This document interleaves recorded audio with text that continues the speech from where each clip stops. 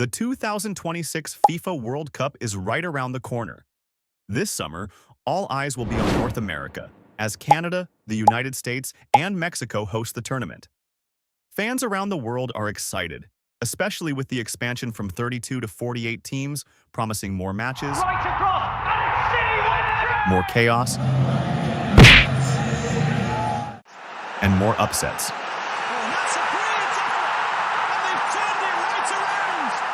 But while many see this expansion as a positive change, it could actually turn out to be one of FIFA's worst decisions.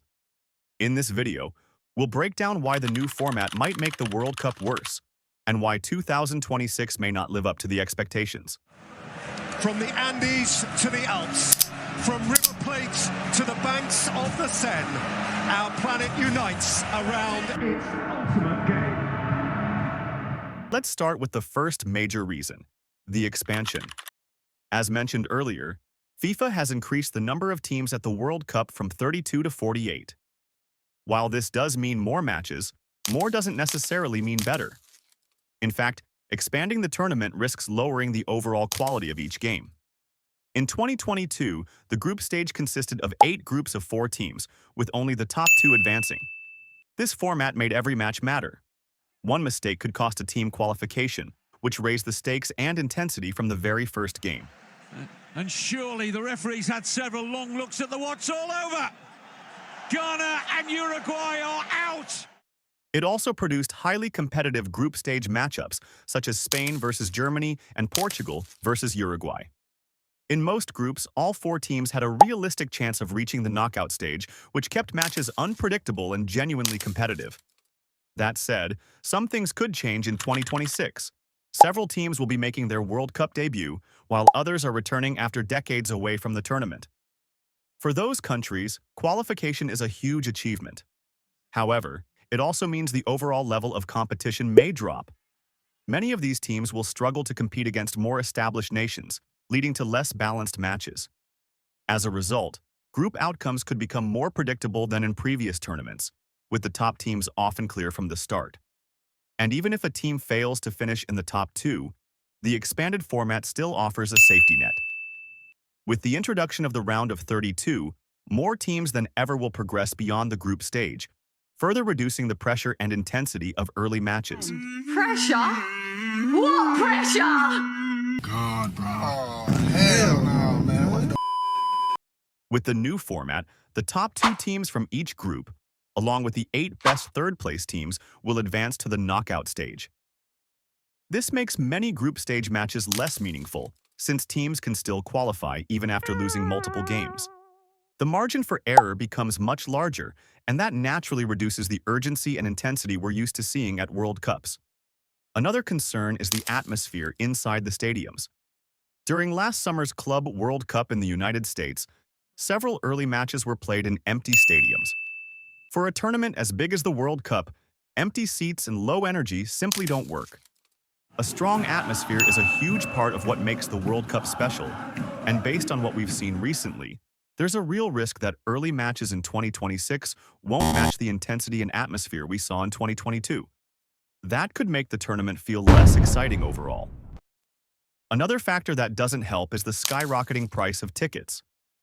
Between 2022 and 2026, World Cup ticket prices have increased dramatically. Attending the World Cup final in 2022 cost around $1,600. For 2026, that price is expected to exceed $6,000. What? That's not a small increase. It's a massive jump. This will be the most expensive World Cup ever, and for many fans, attending matches will simply be unaffordable. Even fan zones, which were free at previous tournaments, are expected to charge entry fees. When football becomes this expensive, it risks pushing real fans out of the stadiums, and that could seriously affect the atmosphere of the tournament. On top of that, weather conditions could be another major concern. During last summer's Club World Cup, extreme heat forced frequent water breaks as temperatures became difficult for players to handle. Conditions in parts of the United States can be harder to play in than in many traditional football nations, and not every team will adapt easily. Beyond the heat, several matches were delayed for long periods due to storms. With the 2026 World Cup scheduled for the same time of year, it's reasonable to expect similar disruptions. Long delays, even late in matches, would break momentum and hurt the viewing experience. Weather is something FIFA simply can't control, which adds another layer of uncertainty to the tournament.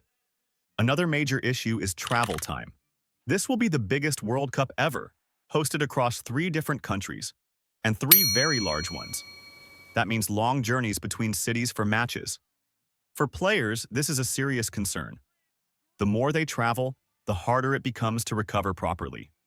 Long flights and bus rides can leave players feeling heavy and fatigued, and that tiredness doesn't just disappear when the match kicks off. When players aren't fully recovered, their focus drops, their reactions slow, and their overall performance suffers. It's a challenge teams will have to overcome, but it will almost certainly reduce the quality of football we see at the tournament. That said, there's still plenty to look forward to this summer. A World Cup is still a World Cup. Even with a major revamp and a few potential bumps along the way, the tournament is almost guaranteed to deliver memorable and magical moments. It'll be interesting to see how the 48 teams adapt to these challenges and just how much they end up affecting the competition. But at the end of the day, the World Cup only comes around once every 4 years, and each edition brings something unique. Let me know in the comments who you think will win the tournament. And if you enjoyed this video and want to see more football analysis like this, make sure to subscribe and leave a like, and see you next time.